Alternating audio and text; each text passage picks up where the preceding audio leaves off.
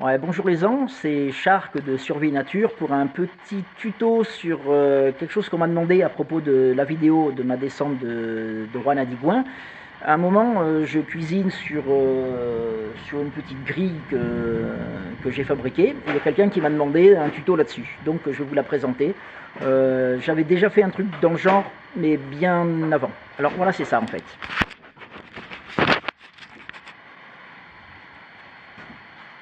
Voilà, c'est cette grille.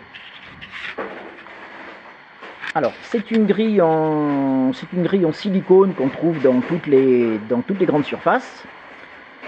Tout autour, là, j'ai tricoté un bout de fil de fer très fin. Là, en l'occurrence, c'est la corde à piano, très très fine.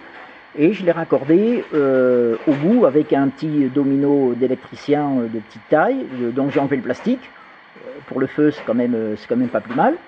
Voilà.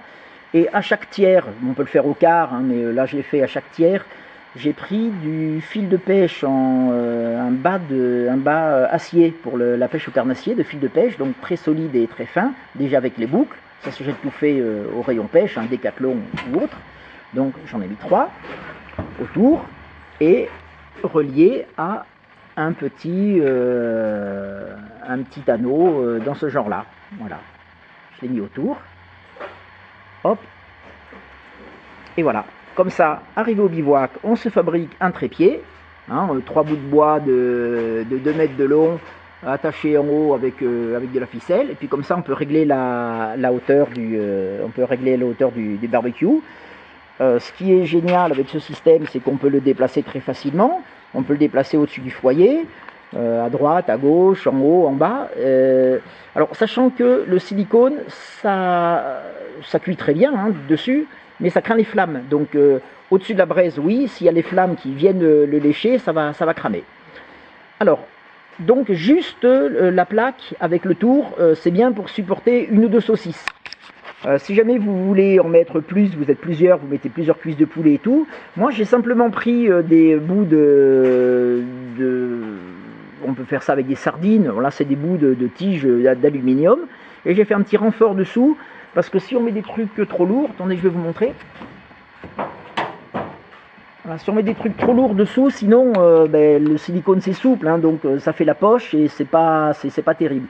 Donc une saucisse, une cuisse de poulet tout seul, ça va.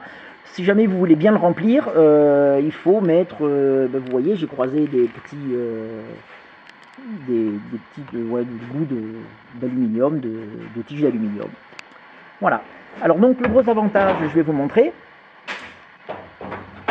c'est que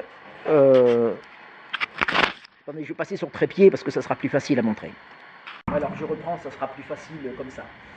Donc le gros avantage de ça, c'est que d'abord c'est très très léger, beaucoup plus léger qu'une grille acier. On enlève mes petits renforts, voilà, qu'on peut transporter dans son sac très facilement.